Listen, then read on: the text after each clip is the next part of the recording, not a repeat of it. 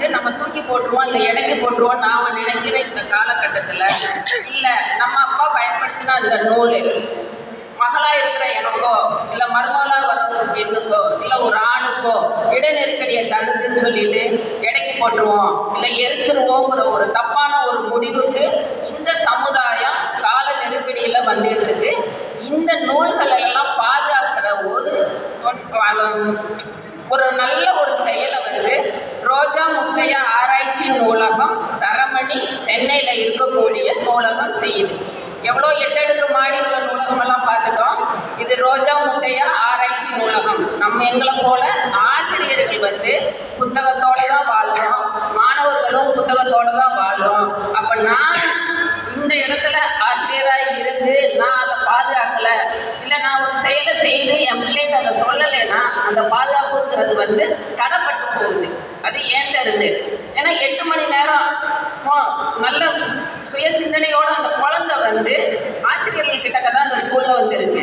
அந்த பாதுகாப்பு பணிக்கு அந்த ரோஜாமுத்தி ஆராய்ச்சி நூலகத்தில் உங்கள் கையில் உள்ள எந்த ஒரு புக்காக இருந்தாலும் சரி, அவங்க எல்லா காப்பிலையும் ஒவ்வொரு காப்பியும் எதிர்பார்க்குறாங்க. நம்மளோட தேனி மாவட்டத்தில் உள்ள படைப்பாளர்களோட அவ்வளவு நூலகத்தையும் அந்த ரோஜாமுத்தி ஆராய்ச்சி நூலகத்துக்கு கொடுக்கும்படியும் கேட்குறேன். உங்ககிட்ட உள்ள அதிகப்படியான நூலோ இல்லை யாருக்காவது கொடுக்கணும்னு சொன்னீங்கன்னா அது அந்த நூலகத்துக்கு கொடுங்க. அங்கே வந்து தத்தெடுப்புங்கிற ஒரு நிகழ்வு நடக்குது. ஏன்னா எனக்கு வந்து 1812 வருஷத்தில் எழுதப்பட்ட முதல் பதிப்பு திருக்குறள் புத்தகத்தை எனக்கு வந்து என்ன செய்கிறாங்கன்னா அன்பளிப்பாக தந்தாங்க 1812. அந்த இடத்துல அந்த நூல் பாதுகாக்கப்படுது. அதை ஒரு நிறுவனம் தத்தெடுக்குது. அப்போ தத்தெடுக்குதுன்னா ஒரு கருத்தரங்கத்தில் சொன்னாங்க, ஆர் பாலகிருஷ்ணன் IAS ஐயா அவங்க தான். அவங்க முன்னாடி ஒரு 50,000 ரூபா கொண்டு வந்து எல்லாரும் கேட்டுறாங்க தத்தெடுப்புக்காக. என்னால் அதை செய்ய முடியலை. ஏன்னா அள்ளி கொடுக்குற அளவுக்கு நம்மளோட பொருளாதார சூழ்நிலை இருக்கும். அப்போ நான் என்ன நினச்சேன்னா, நம்ம இந்த தொழிலில் தான் இருக்கிறோம், புத்தக வாசிப்பு பிடிக்குது, ஆனால் அது வந்து பாதுகாக்கப்படணும்னு சொல்லிட்டு என்னால் முடிஞ்ச ஒரு உதவியை மாதம் செய்யலாம்னு நினச்சிட்டு செய்ய ஆரம்பித்தேன். அதாவது ஒரு மாதத்துக்கு ஒரு புத்தகத்தை தத்தெடுக்கிறது. 2022 ஆரம்பித்த இந்த தத்தெடுப்பு இன்ன வரைக்கும் தொடருது.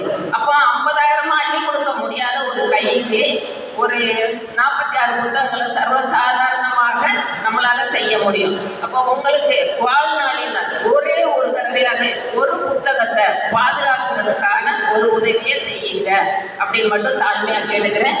உங்கள் கையில் உள்ள என்ன ஒரு புக்காக இருந்தாலும் சரி, அது சினிமா பாடலாக இருக்கட்டும், இந்த வைத்தியமாக இருக்கட்டும், ஏதோ ஒரு நூல் அந்த நூலகத்துக்கு கொடுத்துருங்கிறத கோரிக்கையாக வைக்கிறேன், வேண்டுகோளாக வைக்கிறேன். நன்றி. நன்றி டீச்சர்.